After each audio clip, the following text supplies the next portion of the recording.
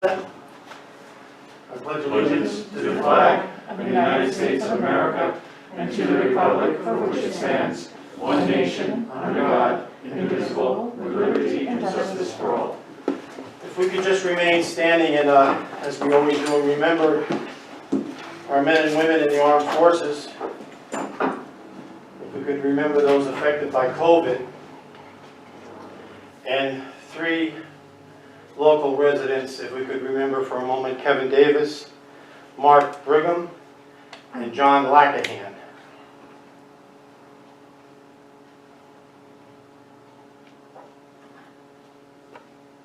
Thank you.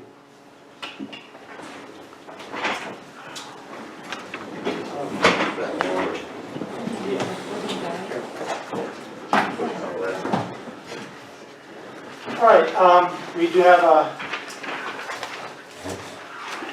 guest tonight. We have with us 2 state police officers. We can go with that. Okay. And I had an email, I think, from you, sir. Yes, sir. And I read it, and it was interesting, and I understand your recruitment to some degree, and I just thought it would be much better, hopefully, to come, to attend, instead of me hanging this on the bulletin board, which I will, I will, but I just thought it would be better if you all came and told us about what New York State is looking for. So if you could come up to the microphone, is that on there? Yes. And if you could introduce your partner and tell us what you are here for. Yes, I'd like to say, well, thank you, Mayor. Thank you for the opportunity of having us come down here and speak. My name is Trooper Rob Saracelli. I work out of the State Police Barracks in Middletown, out of Troop F headquarters. I've been a trooper for almost 19 years now. I've been a police officer just as long. I started my career a little bit earlier in a local police department first, and then came to the state police. This is my partner, Brianna Martinez, and she also helps me out here with the recruitment detail, and she can introduce herself as well. Yep, Trooper Brianna Martinez. I've been on just shy of 9 years. I too started with a local police department here in Arnold County, City, Newburgh, and then I jumped ship when I wanted to come up to state about 7, 8 years ago. So what we're here tonight to talk about is letting the public know that we're in the middle of a campaign. We'd like to see if we can have community residents join the ranks of the state police. As we all know, the law enforcement is depleted nationwide, and a lot of people just, we need to make sure that we still have law and order. We make sure that we still are able to serve the communities, and what better way to serve the community than to join the state police? Help serve your own community by being one of us. So we are in the middle of a campaign. Currently, we are giving a test. The test is going on as we speak. So that means that if anyone is interested in taking the exam to try to become the next generation of state troopers, they can apply today, and they can actually take the test within the time frame between, I know this is a little far-fetched, but realistically, if they signed up today, they could pick a test date anywhere from tomorrow all the way until April 30th. Is today the last day, though? No. Oh, so explain that a little bit. So this year is brand new to the state police. This is something that we've never done before. Whereas we have a testing time frame, whereas you can take the test anywhere. It's actually started January 3rd, and you can sit for the exam anywhere from January 3rd all the way until April 30th, which is a long time to sit and take the exam. Now you can take that anytime that you feel is more comfortable for you on your own schedule. It's very, very flexible. You can take it nights. You can take it weekends, you can take it middle of the week if you have time. It's whatever time that is available that the testing company will allow you to take the exam. Now it's long beyond the days of traditional pencil and paper exam.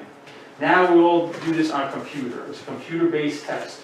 Now, folks ask me that, well, okay, is it online? Well, it's on a computer, it's not online. So you can't sit in your living room and take it from the comfort of your living room. You have to go to a computer test center, which we have contracted with the state. That test center is called Pearson VUE. I don't know if anyone is familiar with it. Some college level students, they probably know what Pearson VUE is. They have locations all throughout the world. They have several of them throughout New York State. They have a few of them that are out of New York State, New Jersey, Pennsylvania, Connecticut, all along in those areas.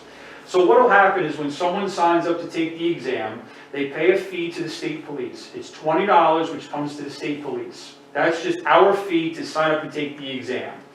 Once you apply to the state police, now the testing company will contact you and they will say, well, okay, these are the test dates that we have available. These are the locations that we have available. These are the times we have. Where do you want to come and take the exam? Once you select the test date, the test company, of course, they have their hand out as well, because they have to let us use their facility and their computers and their, all their stuff. They have to staff it as well, so they also require an additional fee. That additional fee is $35. So $20 comes to the state police, $35 goes to the testing company, so for a grand total of $55, you can sign up and apply for an exciting and rewarding career, okay? Now, once you take the exam, you're going to sit on a list. It's a competitive list. You're going to sit there for a little while until you get called. Obviously, they call you in rank order, highest score to the lowest score. My suggestion is anyone who's interested in taking this exam, that you go onto our website and prepare yourself before you take the exam. How do you do that? If you go to the website, it's called joinstatepolice.ny.gov. I'll repeat it again, it's joinstatepolice.ny.gov. And when you go onto that website, you have to scroll all the way down to the very, very bottom of the web page. When you get down to the bottom there's a tab that says Publications. You want to click on the tab that says Publications. It'll bring you to another page which has a bunch of PDF files in it. One of those PDF files, I believe it's either the third or fourth one down, is the exam study guide. My suggestion is to make sure you download the study guide and print it out. Once you print it out, it's about 94 pages or so, 93, 94 pages. It's a lot to print out. Once you print it out, you'll have something tangible in your hands. This way you can make notes in it, you can highlight stuff, you can flip back and forth for reference. That is your key to the door. That is your key to getting a really, really good score on the exam. Read it, inhale it, digest it. Study it religiously. That is your key to getting a really, really good score on the state police exam. Okay? So now I also tell folks, when you take this test, say, oh, what's a good score? Well, I'm going to be honest with you. A really good score is 100. Okay? However, if you scored, say, a 94 on the exam, that also is a good score, but there might be thousands of other of folks that have taken this exam that have scored a 95 or better. You don't know how many people scored better than you. So you might be able to, at a 94, you might be sitting on this list for a year or two, or 2 years, or a couple of years until you actually get called. So my advice is don't take this exam to pass it, take this exam to ace it. And that's why I stress the fact that make sure you download the study guide and study it religiously, okay? So after what happens is after you get a call to the state police, after you pass and get a really good score, you're going to go for a physical agility test, or they call it ability. They change it from, from when I came on a long time, it was an agility test. Now it's a physical ability test. Tomato, whatever they want to call it, but that's exactly what it is. It's a physical fitness test. So you'll have to do a series of sit-ups, push-ups, and a 1.5-mile run in a certain time frame depending on your age bracket. Once you complete that task, then you go on to they'll do a background investigation on you. They'll conduct a polygraph, which is a lie detector test for some folks who may not know. You'll do a psychological exam, and then finally a medical exam. Once you complete all of those steps, then you'll get what's known as a conditional offer of employment to the state police. They'll send you a letter through regular mail, USPS mail, and they'll say, okay, this is the date and time that the academy starts. This is the date you have to report if you're still interested in the job. Qualifications. Qualifications to take the exam is only a high school diploma, a U.S. citizen, and at least 20 years of age, no older than 30. So, the only exception that they have for it is that if you have any type of military experience, it must be active duty military experience, they will extend the age for you up to age 36, depending on the years of service you did in the military, okay? Again, it has to be federal military, and it must be active duty where you could have been deployed at some point.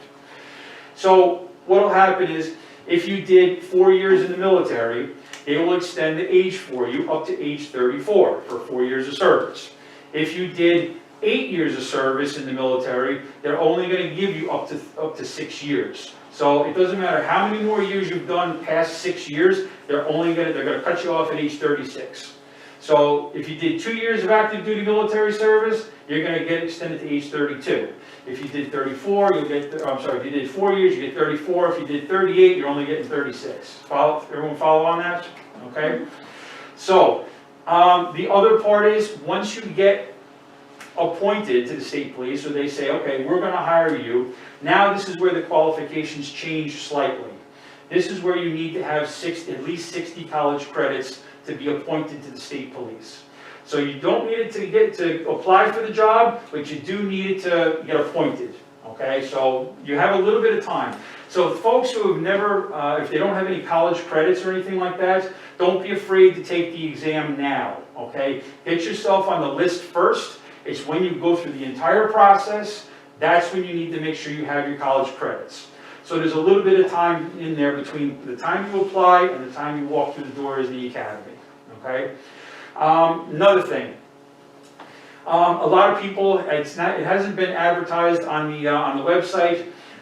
It's not something that they've changed just yet. I think it costs a lot of money to change everything like now, but I don't know what the reasoning is. But a lot of folks have been asking me, do you need to be vaccinated to join the state police? Right now, yes. Anyone who is coming on the state police, anyone who's going to be a new hire, they do have to be fully vaccinated before the academy starts. So you don't need to be vaccinated to apply. It'll just be the time you get appointed, okay? So that's where that lies. Anything that you want to add to that? Can't think of anything else? No? I'm trying to also think. Salary. A lot of people ask questions about the starting salary. Starting salary is $58,000 to start, which is almost $60,000. Really, really good starting salary to begin with. After you're in the academy, you finish your academy training, so you'll start at $58,000, you'll have that through the academy. After 1 year service, from the day you start the academy, for completion of 1 year, you get an automatic jump up to $82,000, which is a $24,000 a year jump.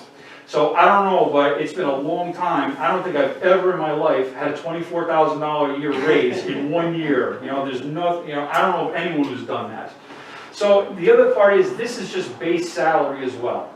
This is no overtime, no educational incentives. There's no hazardous duty pay, expanded duty pay, any of those other bonuses that are in there. That's not included in that salary. That is just your base flat salary. So after 5 years, you'll be at $98,000. That's top pay for a trooper, $98,000 and change. So with a little bit of overtime, and I mean just a little bit of overtime, you'll be making over $100,000 in 5 years, which is really, really good. There's a full benefits package.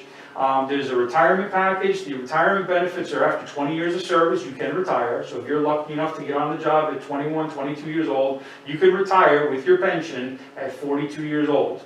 And then you can either start another job, start another career. Sometimes I suggest that if you know a trade, welding, plumbing, carpentry, electric, anything along those lines, you can do that on the side, as long as you get approval from the state police, if you have that trade going into this. And you can do this on the side. Once you do your 20 years, you can retire, and then you can do this all over, you can do it again, and collect your pension while you're making a trade salary. You're gonna make bank. You're really gonna make bank doing that. Health benefits? Health benefits, yes, we do offer, there's several of the ones you can choose from. At Aetna, Empire Blue Cross Blue Shield, United Healthcare. When you go into the academy, there's a bunch of paperwork that you're going to fill out the very first week that you're there, and you get to choose what health company you want or health coverage you want from the time you're in there, whatever best suits you. You have eyeglass, dental, medical. Those are your health benefits that you have with that. Okay. There's also, you can get enrolled in a deferred compensation plan. Some people ask, well, what is deferred compensation? Deferred compensation, it's basically like a state-run savings account for you that you contribute to while you're employed. You can put in any amount that you want, from 1% of your paycheck up to 25% in any given year. At 25%, they cap it off and they say, okay, you're not gonna be able to put any more than that in any given year. What it does is it comes out of your paycheck, pre-tax dollars. It goes into the savings account, into the deferred compensation account, and it sits there, and it depends on what the state really does with it is they take it and they use it and they invest it for you. They invest it in high-end stocks, low-end stocks, mid-risk stocks, things along those lines. You choose how you want them to invest your money. And what happens is, out of the course of your career, you make money on top of what you've already invested in. Some people will put a lot of money in and they get a lot of return. Some put a little in, they still get a decent return, but it all depends on how you want to invest it. Now, we do have people that will coach you and tell you where you should probably best put your money, okay, while you do that. But it's great. You don't touch it, you can't touch it until you retire, but that's another income that you're gonna have when you do retire on top of your pension, okay? So that's another benefit that we have with the state police. As far as like any type of details, now if anyone could think about what the state police does, a lot of questions that I have is, oh, well, when I go to presentations, I ask the audience, I say, well, okay, I'm here, I work for the state police. What do you know? And what does that mean? That means, okay, what do you know about the state police? What exactly do we do? A lot of people say, oh, well, you write tickets, you're on the highways. That's part of it. Yes, that is a very big part of it. However, we are a 100% full-service police agency, which means anything that you see that on TV or anywhere else that's law enforcement related, we're involved in it. We do all of it. When you start getting into the areas of like this area, Rockland County, Westchester, Point South, yes, you do see us more on the highways, patrolling the highways. Why? Because every little town and village has their own police department. So it's kind of like this way we're not stepping over each other. Okay, so if they're self-sufficient, they can take care of their own things, we're not needed here. We'll come in to assist if need be and help out, but we're not the primary law enforcement agency in this area. So if you go like points of like maybe mid-Orange County, Putnam County, Ulster, points north throughout the state, there's a lot of times, a lot of places where we are the only law enforcement agency out there. Maybe you might catch a sheriff, here and there, but for the most part, when someone dials 911, somebody's got to show up. Well, that's us. We come there and we handle all of it. Burglaries, robberies, rapes, there's homicide investigations, criminal mischiefs, assaults, petty larceny, thefts, anything along those lines, auto crimes. We deal with all of it, okay? So if anyone wants to get involved with the state police, visit our website. There's a lot of videos that are on there that'll tell you, they'll show you exactly what we do. There's a lot of avenues you can pursue. If you like animals and you want to be a canine handler, well, we have canine handlers. If you want to fly helicopters, we have an aviation unit. If you are into boats, well, we have a marine patrol. If you like motorcycles, we have a motorcycle patrol. We still have an equestrian patrol. Well, they're not a patrol, but they're mostly for shows and details and special events and stuff. But if you have any type of riding experience on a horse, we still have horse patrol, a horse detail. Computer crimes, drones. If you like to fly drones, well, we got drones. It's incredible the amount of stuff and the amount of resources that we have. So if there's anything along the lines that you could think of law enforcement related, forensics, investigations, major crimes, things along those lines, we have a spot for you. So this is an extremely, really extreme opportunity for someone who's maybe you've never thought about law enforcement, or maybe you have thought about law enforcement. This is the opportunity to get involved with it. We have the test that's going on now. Like I said, it's going until April 30th. You have until April 10th. April 10th will be the deadline for you to apply. So we're kind of winding down here. We got about another 7-8 weeks or so until the end of the deadline to apply. But this is the time to do it. I always like to quote one of the great hockey players of all time, Wayne Gretzky, and one of the things that he said, you miss 100% of the shots that you never take. And he was 100% right. If you don't take a shot at this, you're going to miss an awesome opportunity. And that's where I kind of like to leave things off at. So if anyone has questions on anything like this, by all means, I'd love to have someone reach out to me. You can reach me on this website as well. You look under Troop F Recruiter. My email address is on the website. My desk phone number is on the website as well. If you scroll onto the website there and look for a recruiter in your area and look for Troop F Recruiter, my face pops up and everything on there. I have a nice smile, everything on there, and then you'll see it, and you'll see all my contact information. And if there's anyone that has any questions whatsoever, I will be more than happy to answer any questions that you might, think of. Academy Life, the job, how to apply, what to expect, how long is field training, things along those lines. I'll be more than happy to answer any and all questions that I can answer for you. Very good, sir. Very good. Thank you. I saw the reporter running a lot down, it'll be in our paper, Awesome. and it'll be I on saw TV. 3 board members, not Melanie, because she's got a good job. I saw 3 board members wishing they were younger and they could. I agree. I can see it in your eyes. How about if we swap out age for Experience. experienced horse, wait a minute, experienced horse rider? I'm for it. I'm all for it. That's me. Now, whether Albany will do it, I don't know, but I'll do it. Thank you so much, Mayor. I really appreciate the time and the Thank you. opportunity. Thank you. Thank Thank you for your Thank you service. so much. Thank Be you. safe. Thank you. Thank you for having us. Bye. Thank you. Be safe, guys. Thank you again. Thank you.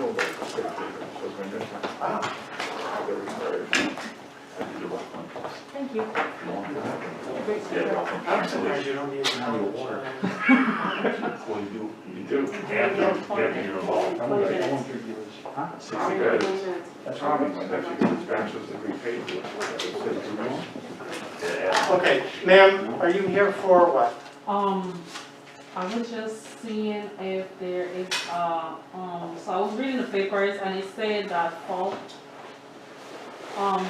is expected to get, honor from the board today.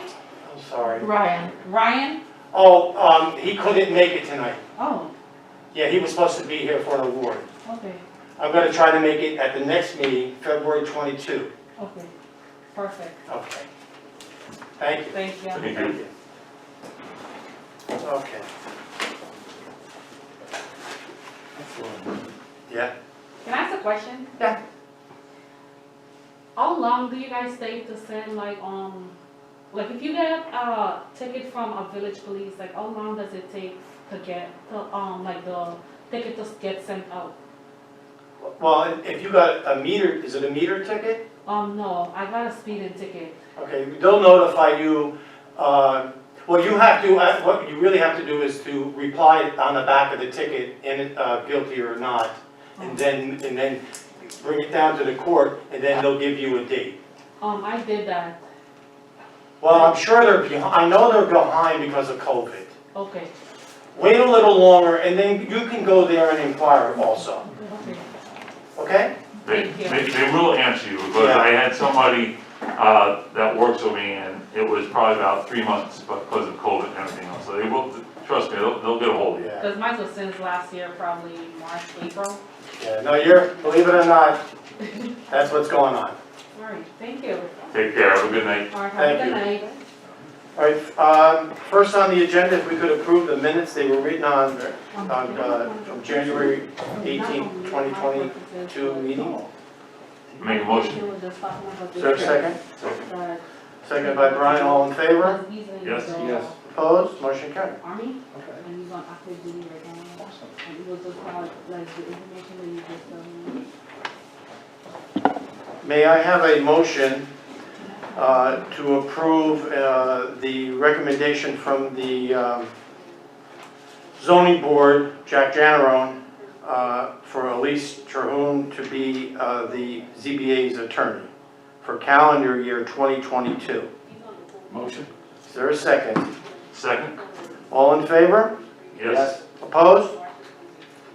Motion carries. Thank you. Thank you. If, let's see, next on the agenda is to approve the chief water plant operator and the chief wastewater plant operator to sign a service letter for 479 Main Street as recommended by the village engineer. This is a letter of saying that the village has adequate water and capacity for wastewater if, and it's a big if, the planning board approves the hotel going from 79 rooms to 100. So we're not approving that, that's a planning board issue. we're approving that we have the water and the wastewater capacity. You have the letter, do you have the letter there? Okay. May I have a motion, and if it passes, we'll get these signed tomorrow. I know, as a water liaison, that we have been very fortunate to have our bog bed on lower and upper filled to the gill. So we've been very, very fortunate with that, so. As long as, that, are we doing this until they make that decision? Or is this based on the rooms going up? Probably what it is the planning board needs to know whether or not the village can service water and sewer. Right. So that's before they can issue the approval, they'll want to know that. So it's a readiness to serve letters. It's exactly what I said, Gary. It's, this is a letter showing that, saying that officially that we have enough to, if the planning board approves the owner expanding the number of rooms, we can take care of those waters and wastewater. That's it. All right. It's Do not, you understand? it's not uncommon to require as a part of an approval to show that you have water and sewer. Sure. If the village were to say, no, we don't, that would affect Oh, yeah. whether or not you would get the approval. Oh, absolutely, yes. Yeah.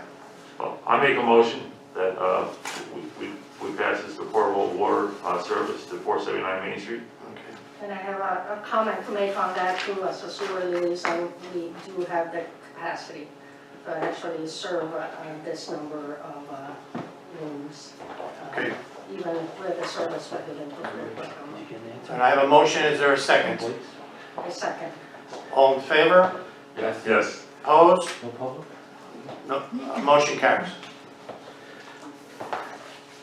Yeah, no public. Oh, okay. I'm sorry. I think, Richie, I think at the next meeting, I'm gonna open it back up. Okay, Our next meeting will be at the senior center anyway, but okay. yeah. Is there anything you wanted to address us on? No, just came as a civic duty.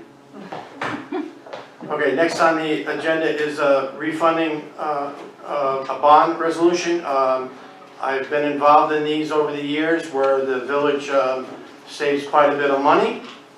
And we're going to refinance a bond that's 10 years old again. And the savings will be $33,750.29. Elise, what do we have to do here without reading the 20 pages?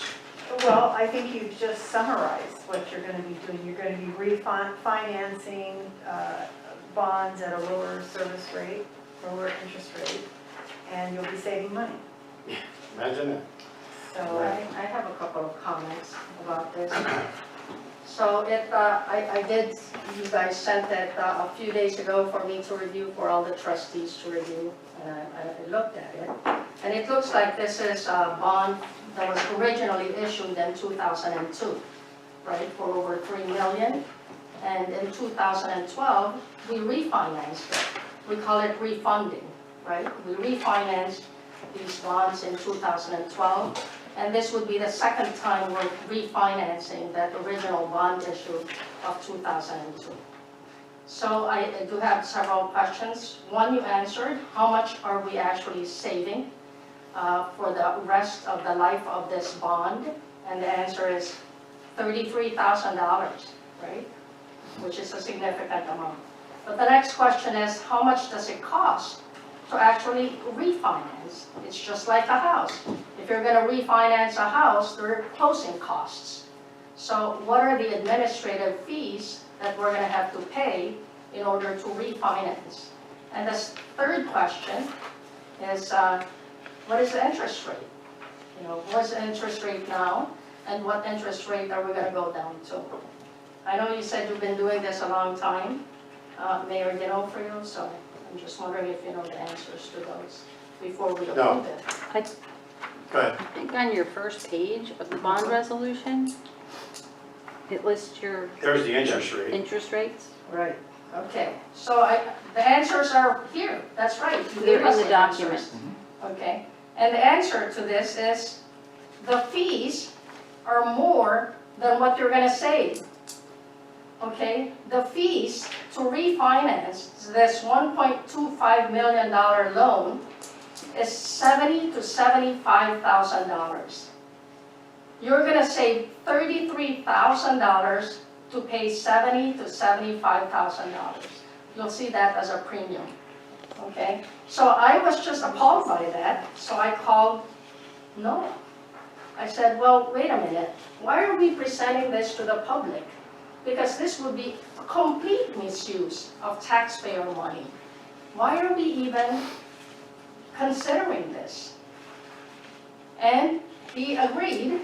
He said the fees are going to be between $60,000 to $75,000, and that's a conservative estimate. And when he said, I said, no, why would we pay that to save $33,000? He said, why did this even come up?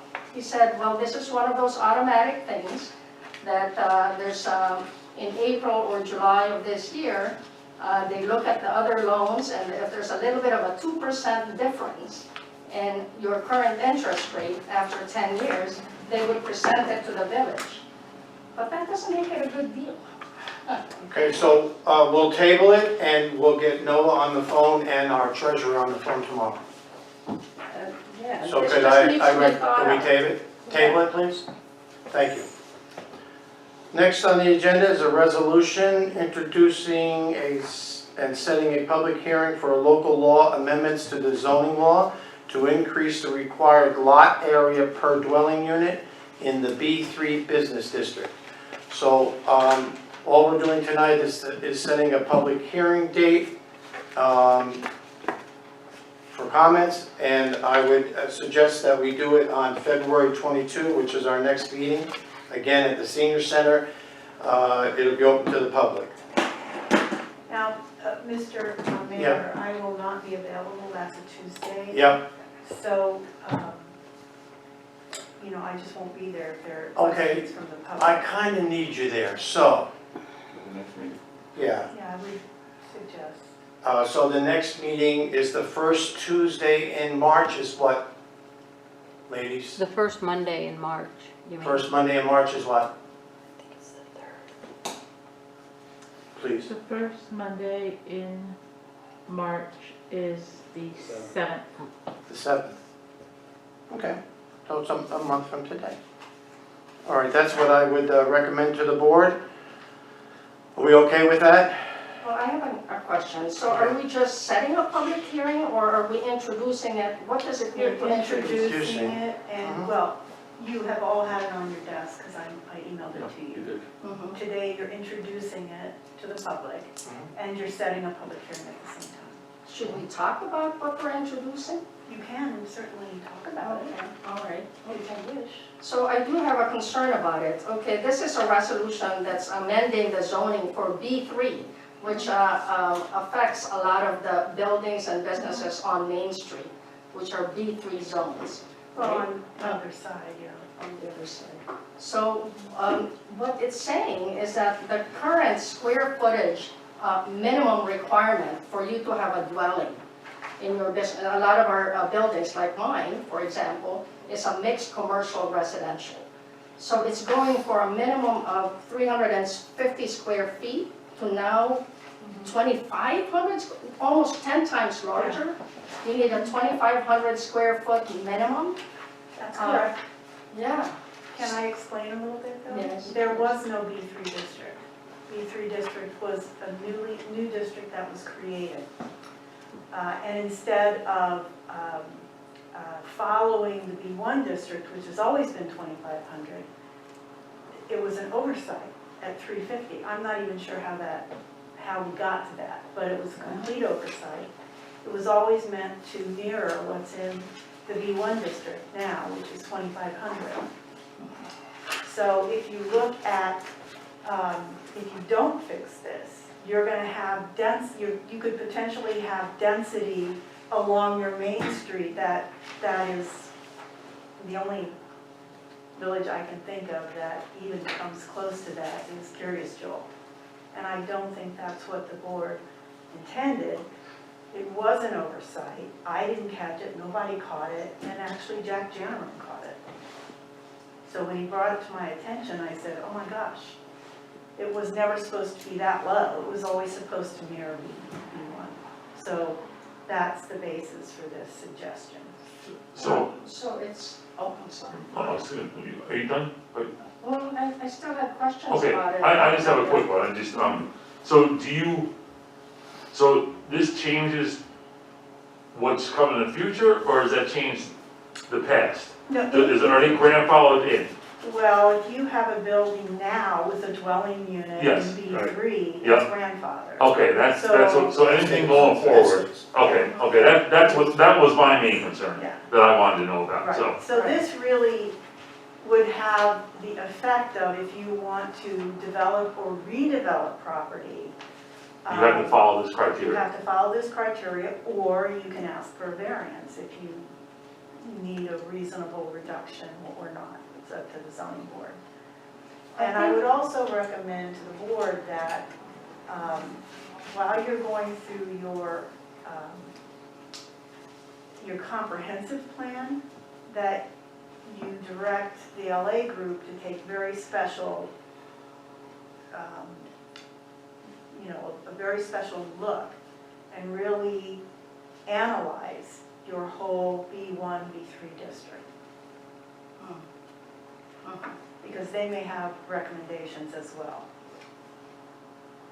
I think the concern that I have on that is that in 2018, for a two-family dwelling, what we actually did for that is we decreased the minimum square footage requirement.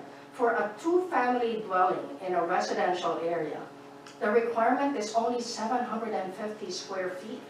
So, and it was 1,200, we went to 750, and it was to the benefit of certain contractors, certain people who were rebuilding in places on Tobin's, on Schneider, on Mountain Avenue.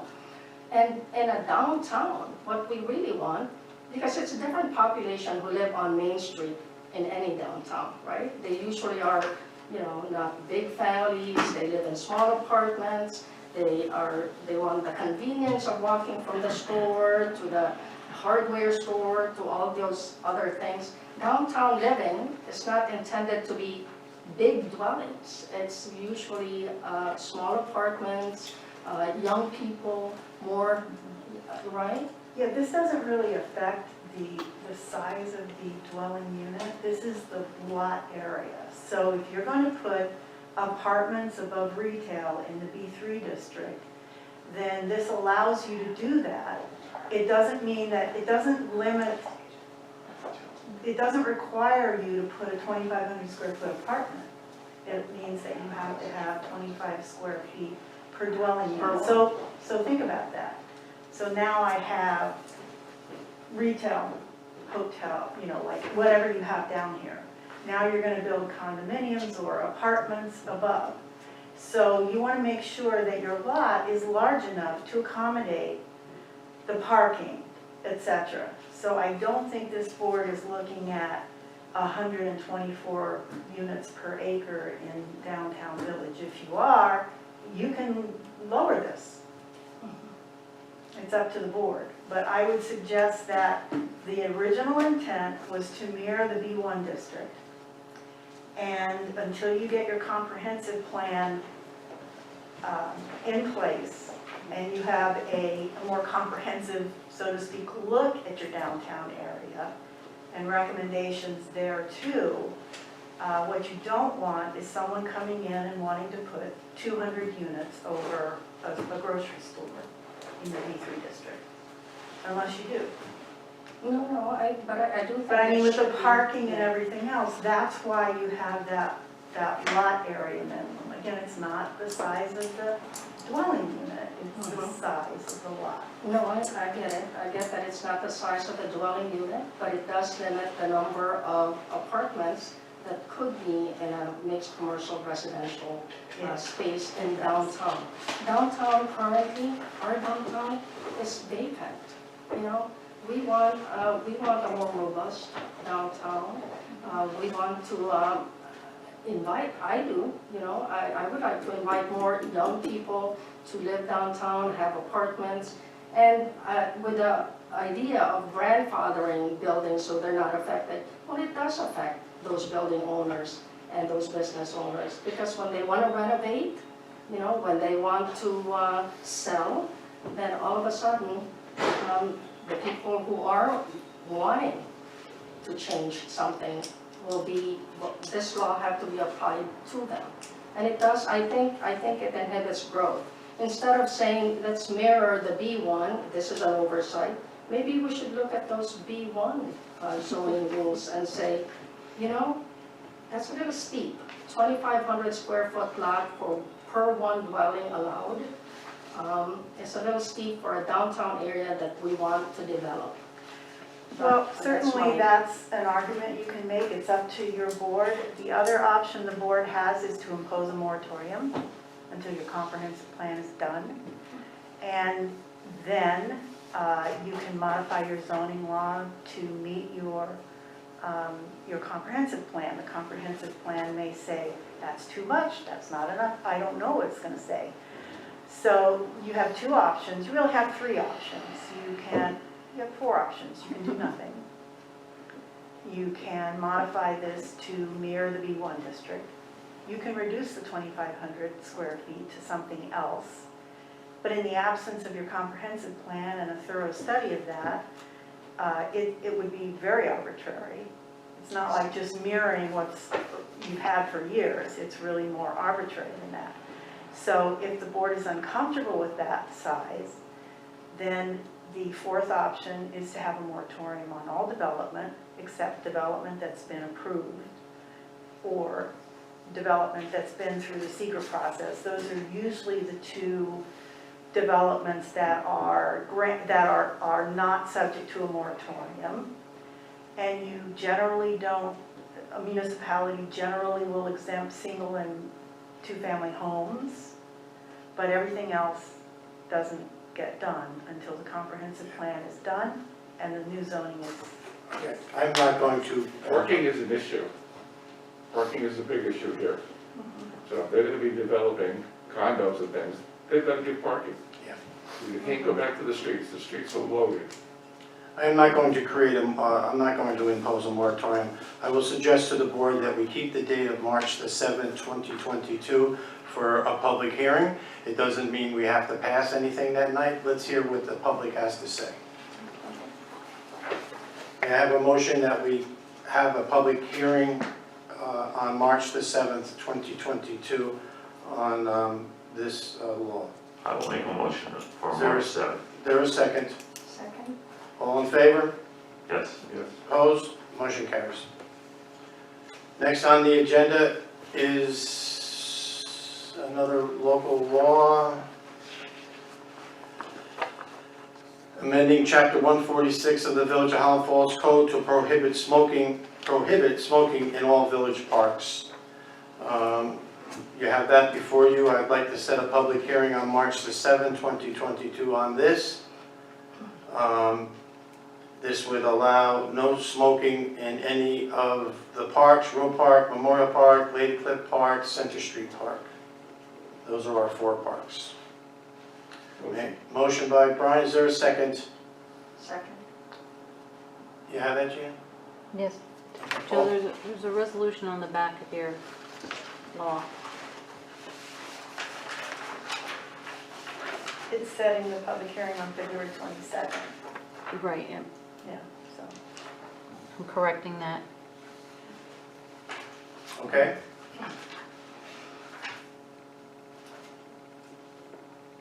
You all set? Just need the vote. Roll call. Trustee Guerrero, Yes. trustee Alward, Yes. trustee Phillips. Yes. Mayor D'Onofrio. Yes, motion carries. Thank you so much.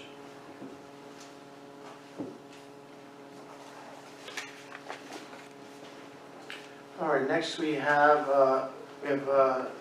2 in a row resolution on vehicle and traffic for handicap parking spot on Church Street. You have that resolution before you. This is a type 2 action under seeker. that section 108-71 handicap parking be amended to include Church Street on the east side, beginning 100 feet north from the northeast corner of this intersection of Church Street and Cousins Avenue. Be it further resolved that the foregoing amendment, as contained in this resolution, shall become effective immediately upon publication of the same in the official newspaper of the Village of Highland Falls. May I have a motion? I'll make a motion. May I have a second? I'll second it. I don't need roll call, please. Trustee Guerrero? Yes. Trustee Alward? Yes. Trustee Phillips? Yes. Mayor D'Onofrio? Yes, thank you so much, motion carried. The next vehicle and traffic, the Board of Trustees is authorized and empowered to make and amend by resolution any rule or regulation of the reasonable control of traffic on the public streets in the village pursuant to section 108-3 of the Code of the Village of Highland Falls. Now therefore be resolved by the Board of Trustees as follows. This is a type 2 action under secret. Section 108-61, Schedule 12, parking prohibited at all times, be amended to include the following.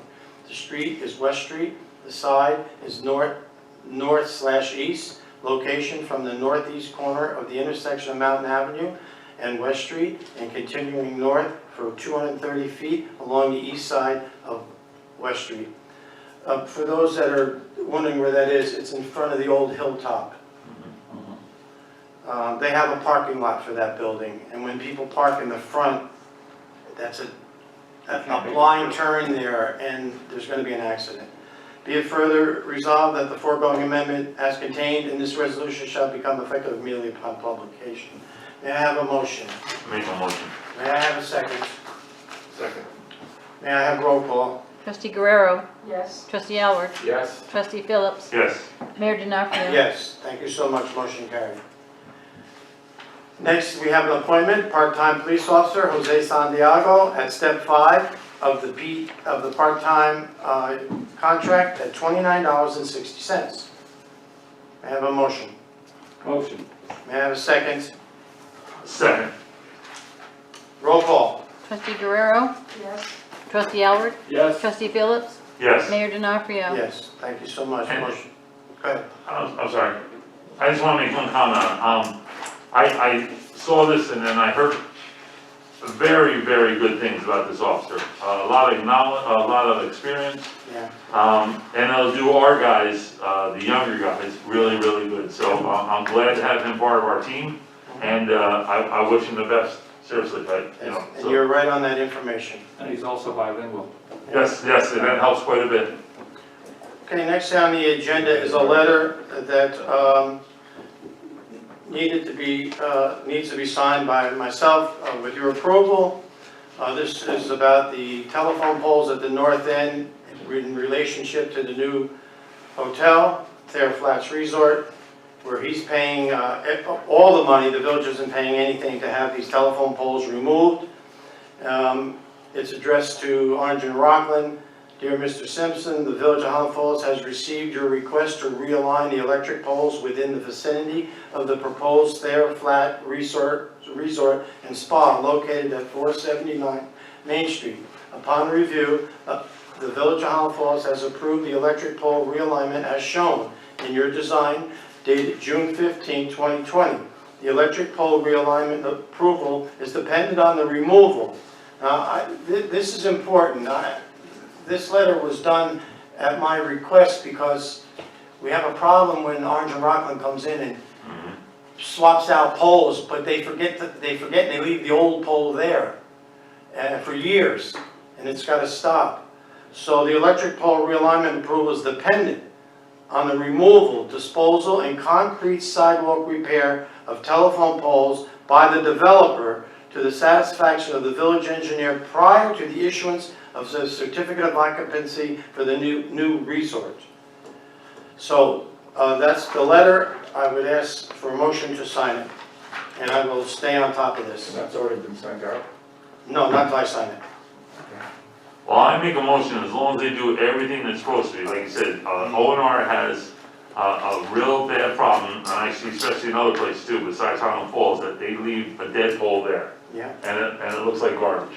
So, I mean, as long as they do what they're supposed to do, but my question is, if they don't do it, are we gonna hold the developer responsible for it? Yeah, he will not get the certificate of occupancy that he's gonna want at the end. Okay. So you can let rooms out. So, no. Yeah? And I made sure of that, Gary, because you're right. you're fighting for it, and this guy here is gonna say, hey, you guys gotta get rid of this, you're holding it Ah, up. believe me. So there has to be more than just one person. No. So everybody has, you know, what the hell's the old saying, I don't know, whatever. Everybody has their head in the game, everybody has a piece of the pie or whatever, so it makes Dog in the fight. some, a dog, thank you, I'm getting old, Brian, I can't remember. But yeah, a dog in the fight, so we have to do that, and I'll make the motion as long as it's done and the right You way, could believe it'll be you know, done. so. So I'll just make a comment on that, because I did have a question to Todd as to why that's happening, right? Why wouldn't ONR just take it out if they put a new pole in? And he said, it's a problem because when ONR does their work, they cut to the level if the cable and telephone lines are still there to leave time for the cable and telephone lines to get their cable and telephone lines out. So whoever touches the pole last is supposed to get rid of the pole. And that's what's been happening in the other places where the telephone lines never get removed. So the pole stays. But I agree, I think, you know, it's an eyesore and. It is.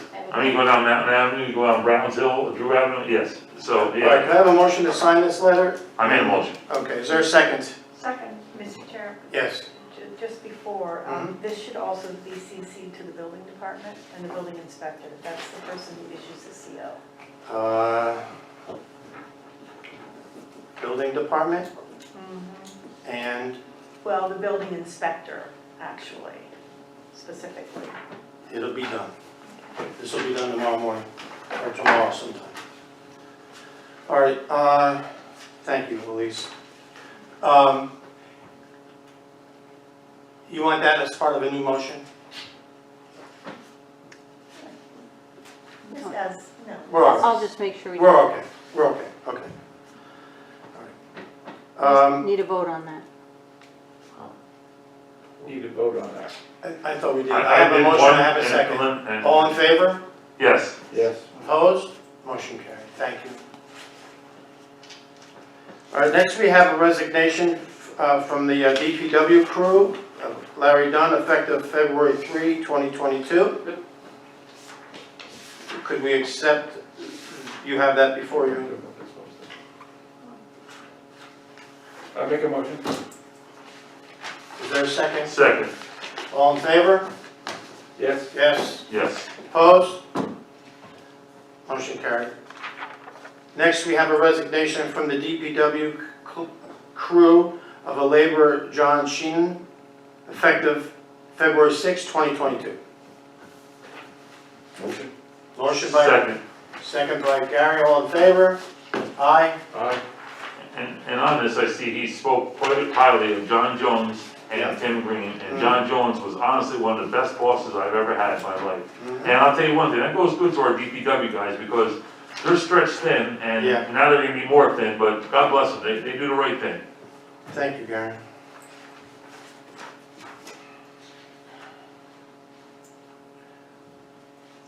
All right, next, approval for the mayor to sign an authorization letter for Verizon to get a building permit to install a telecommunication antenna and support equipment at 15 Drew Avenue. Mr. Yes. Mayor, we don't have a contract that I'm aware of. Okay, so this gets tabled? This gets tabled until I know you signed the contract for Drew. Mhm. It was sent to Verizon, but Regina, I don't think we got it back. I don't think we did. No problem. We can either table it or you can authorize your signature subject to the contract coming in. I do that, I appreciate that, but let's table it Okay. until we get the contract back. And I'll reach out to Verizon tomorrow and find out why we don't have the contract back. Okay. Thank you.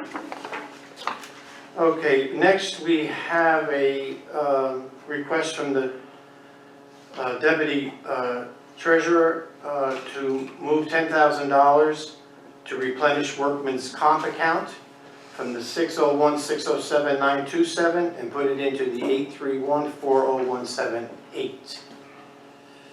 May I have a motion? I make a motion to make that transfer. I second it. Roll call. Trustee Guerrero, Yes. trustee Howard, Yes. trustee Phillips, Yes. Mayor Denofrio. Yes, motion carries, thank you.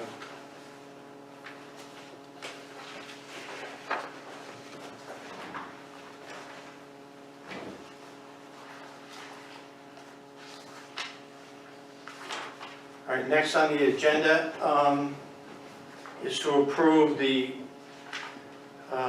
auction bids, if you will, on equipment that the village deemed not needed any longer and surplus.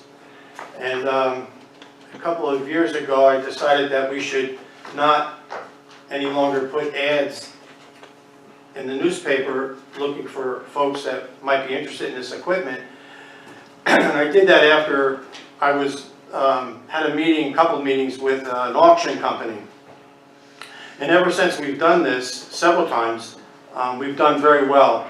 Much, much, much, much better than placing an ad in the paper.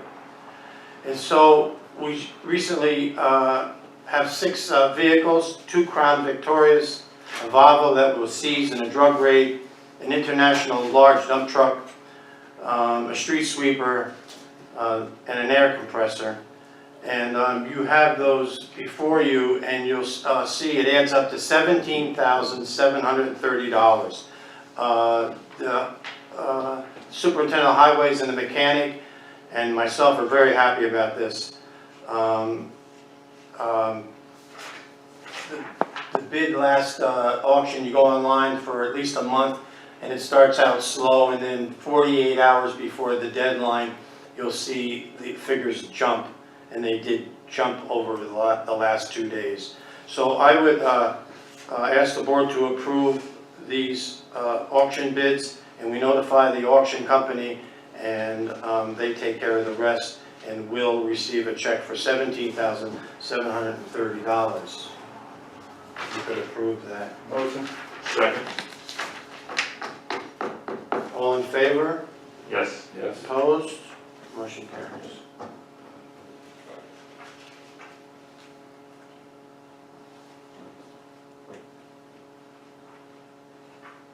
Okay. Request to use Memorial Park Center on Main Street. We'd like to use Memorial Park on the 30th of April 2022 from 9 to 1 to honor volunteers. You have that request in front of you.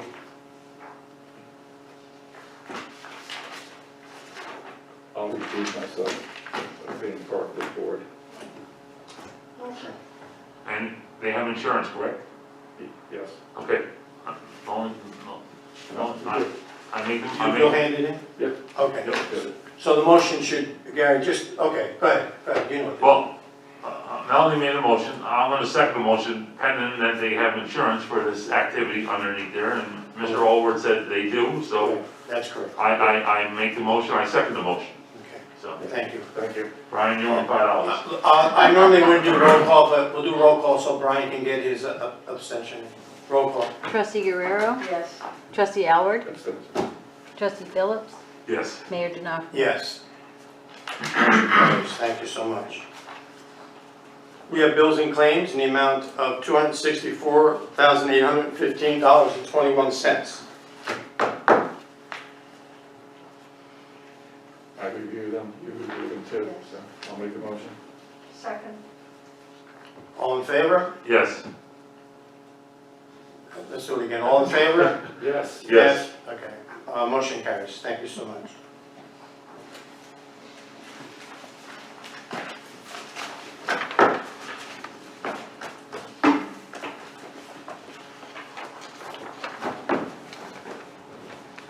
Sales tax.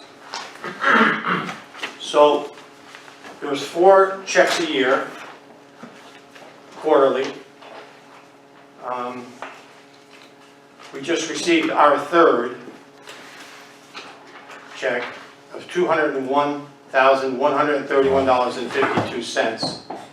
Also with that, in another mailing,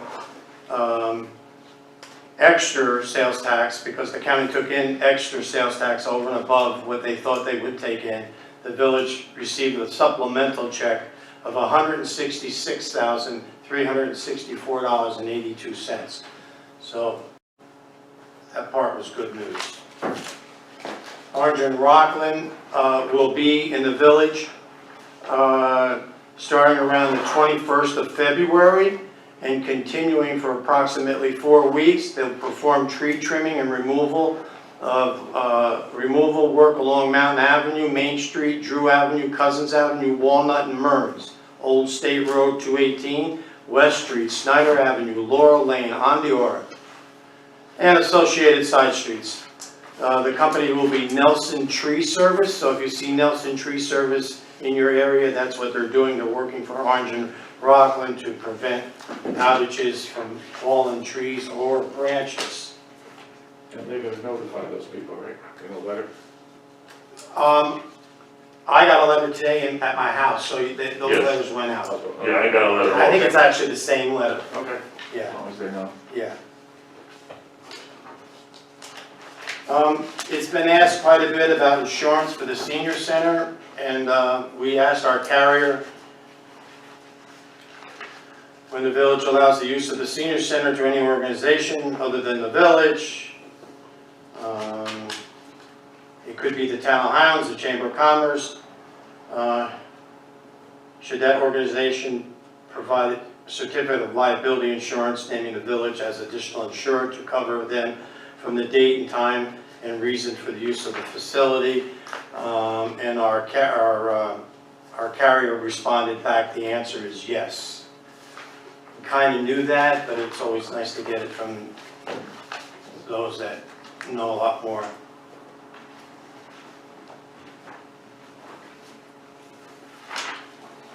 Washing. We did receive a check from the state for $24,950, and that goes to pay for the bill that we received from the LaBerge Group, who did the pre-disillusionment study. I think it was their bill 25, Gina? 27.5. 27.5, so we received $24,950. We received a grant award letter here for the Holland Falls Waterfront Park Natural Resources and Inventory and Assessment. Is fully approved for $12,000. So that's going to be very exciting. I did attend last week for 2.5 hours the installation planning board meeting at West Point. General Williams was there, and the garrison commander, and a lot of other people. It was very interesting. All the projects that are going to be going on, some are already, others will start soon. Billions, I said billions of dollars of projects that West Point is going to be doing as we sit here. We did have a second meeting with the town.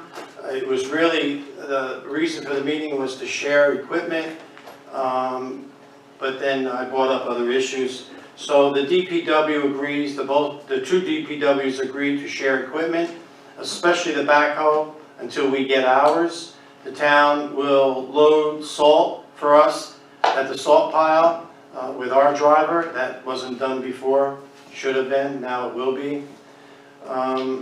A third request to the town to let the town police officers also work here in the village, as they can work, because they can also work other places.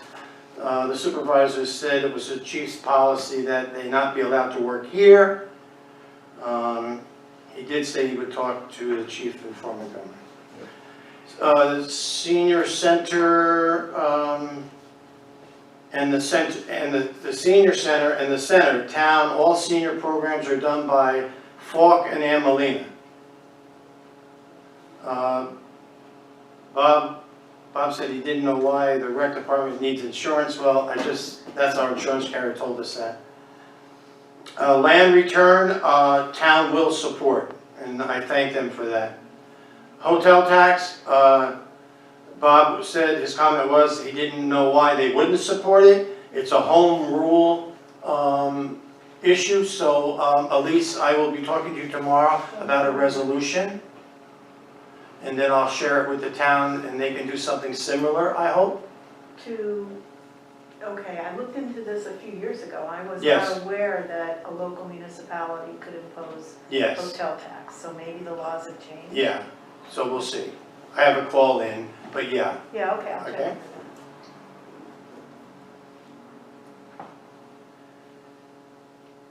And I also, let's see, proposal for the village to patrol Fort Montgomery. The supervisor, most of the town board, he thought might not be in favor, but they still would look at a proposal. So that makes it, we'll work on a proposal. Okay, let's go around the room. I'll be brief because a couple of the things I had in mind of commenting on was already mentioned. Was an announcement from the Orange County legislator, our Orange County legislator, Lori Totel, that we're getting more money in sales tax, $166,000 more on top of what we've already received. You Correct. know, Highland Falls does receive more sales tax than any other village in Orange County because of a legislation that was passed by the previous mayor, many moons ago, Inga Claytons, who I happened to meet just a few months ago, and it was a pleasure sitting down with her. Also, I was the one who volunteered at the last village board meeting to ask the town if we could borrow their backhoe, because ours isn't working. I saw on our bill that we just paid $3,000 just to borrow it for a month, right? Yeah, so I did reach out to Councilman Joe DeWitt, and as the mayor said, Pat Patterson and John Jones agreed to borrow. So they are here to help if it means saving the village some money while we're waiting for a new backhoe. So I do thank the taxpayers of Fort Montgomery. They are our neighbors, and the town board for being very accommodating. So the last thing is that the Town of Highlands Chamber of Commerce is having their first annual Sweetheart Dance, and that's going to be on Sunday at 2 o'clock, February 13, at the Senior Center. There's just a few spots open, so if you want to come in, it's going to be fun. They have a DJ that's going to have music. The president is Charlene Yell, and you can email her at cyehl.tohchamber@gmail.com to RSVP. Right? I want a special thanks to Jim Skoufis, New York Department of Transportation. We're going to be paving 218 in the spring. Lori Totel was involved. Joe has called several times, and we were told the same thing. You had to wait, but the good news is they will be looking at 218 in the spring. They moved it from 2025 to 2022. How many times did you call? How many years is the question? Yeah, it was a couple of years. Yeah. They moved it, that announcement was made a few months ago, and so we're happy about that. And just to say about, it's really bad right now, coming into town. It's really bad. All the cold patch that the state put there is no longer there. It's gone. So there's some very deep holes. Please be careful. Mountain Avenue is a couple doozies Yeah. Yeah, they're going to be doing that too. Yeah, Mountain Avenue down, Mhm. Fair Gate to 9W. It's been a horrible start to New Year for many of our police officers, serving in various communities and states. I'm sure that those who saw the funeral of the two young police officers were also deeply moved. I'd like to call your attention to the Highland Falls newspaper, which did an excellent job on an article on January 21st. The article circled around 2 arrests made in our town. One had to do with an assault weapon, and one had to do with confiscating drugs. This village, like many other villages in our state, have various types of crimes occurring. This does not mean that we are a dangerous community at large. Let me repeat that. This does not mean that we are a dangerous community at large. Yet it does mean even issues covered in the article do occur in our community. And I want to thank Mary Jane Pitt for a nice job in that article. There's lots of issues being talked about right now. Bail reform, ROR, appearance tickets, certain political stances taken by DAs in our country, and our counties and our states. Defund the police has also come about. We're at a junction of having a hard time recruiting part-time police in this village. The majority of town and villages and small cities, their budgets are large in those areas. I called up a couple of people up north, same thing. Police officers all over our country are leaving. They're retiring early. They don't feel supported by those in charge. People have said to me, well, you know, it's not really too bad around here, and some of the police are making decent money. When you pull a car over a 9W, you don't know what you're pulling over and who's in that car. The research is very, very clear. Domestic violence is extremely dangerous for police officers. All one has to do is reflect on the funeral of those two young officers. We also have domestic violence here. Now, I also have some concerns being the police liaison about our police. Cars are parked for long periods of time in front of the village police station.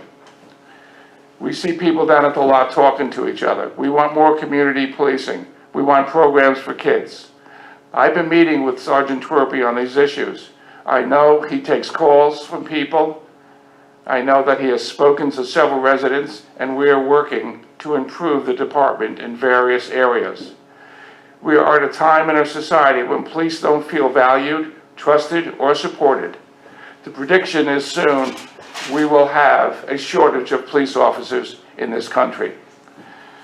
Yes, I agree, our country, we have had some horrible crimes committed by police.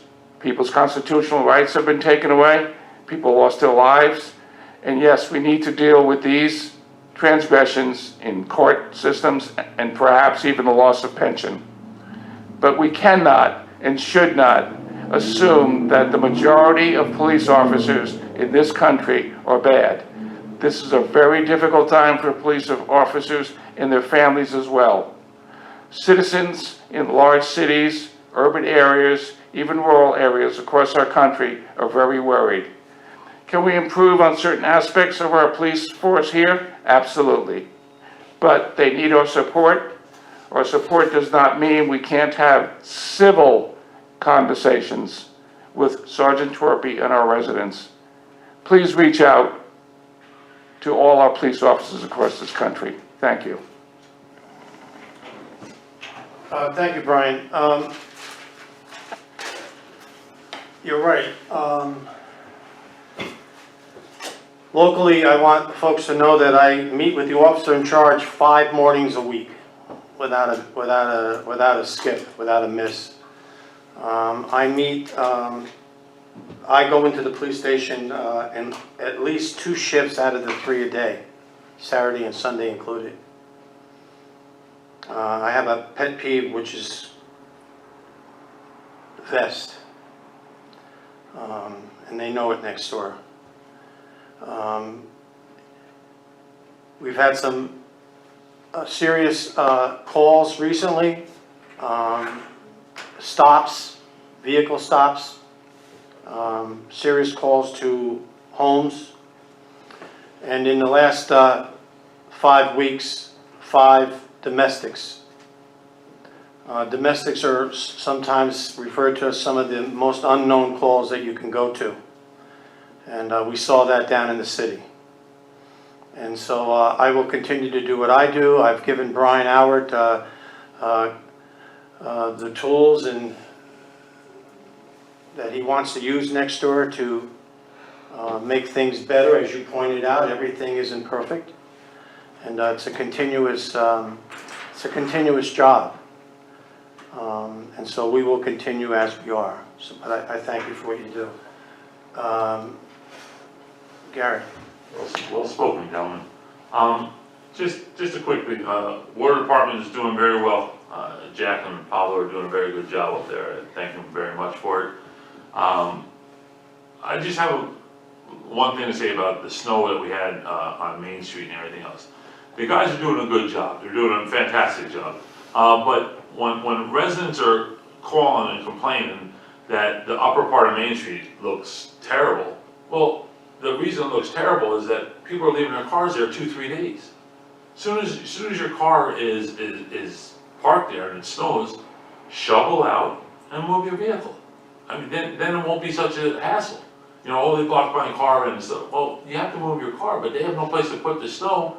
And when you're parked there for 2-3 days, and you know you're parked there because your windshield wipers are up, that you're taking away from the local businesses too, you're taking away from their parking. So I just urge people just to, you know, shovel out your car and move it to where you're living, because it's gonna help everybody. It's gonna help us as the community residents walking along the street. It's gonna help the businesses, and it's not gonna make Main Street look so crappy. So that's all I got. I mean, that's, you know, I mean, they're doing a very good job, but we have to help them out. Gary, I'm gonna let it go a little bit longer, how long they leave their cars there. You gave them a warning tonight. Hopefully they read the paper. I don't know who reads the paper, I don't know who watches this program here. But we may have to address the local code that you have 24 hours to remove your car, because it is a hindrance. And you're totally correct, because I saw the cars 3-4 days. Yeah. So, and the other thing, you brought up the snow. I want to say this, and this is the only way I can say it. I've told several people this. I personally, where I live, just up the block here, on this past snowstorm, which to some degree was a blizzard in the fact that it blew nonstop for, I don't know how many hours, 12, 15, 18 hours. The amount of snow that came down wasn't blizzard amount, but it didn't matter. It was like a blizzard outside. I had all I could do to do my steps in my walkway and my driveway. The reason I say that is 4 men, 4 people, 4 did the whole village. Now think about that. Not 10, not 8, not 12, 4 men did the whole village during that whole storm. 25 to 30 hours. I think they did a good job. It was a hard storm. It was a tough storm. I was out with the guys. One guy had a flat tire, so that took a truck off the road until the tire got fixed. Try fixing a tire. Try changing a tire during a blizzard. Not easy. Cars got towed because the trucks couldn't come through. You know, the other thing is, and I thought maybe you were going to go there, people need to be a little conscious of not putting the snow back out in the street. Oh my God, yes. We saw, not far from here, a plow truck going down the street with the plow down, and the guy with a snow blower was blowing the snow, and it actually went in the back of the truck. In that area. Now, once the truck moved, it hit the road. And then people call up and say, geez, you didn't do our road. Well, we did do your road. So all I'm at, and I know it's tough. Where are you going to put it? There's some tight areas here. I have a fence. I can throw it over my fence. Some people don't have a front yard. It's tough. It's very, very tough. So we work together. We can, you know, there's always, every snowstorm is different. Every single one. But together we can do okay. We can do a little better. And that's what we have to do. All of us.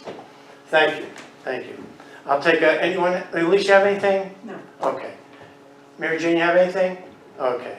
Gina, you have anything? Okay. You don't give it all to me tomorrow. I'll take a motion to adjourn. Motion. Second. Second. All in favor? Yes. Opposed? Motion carried. Thank you.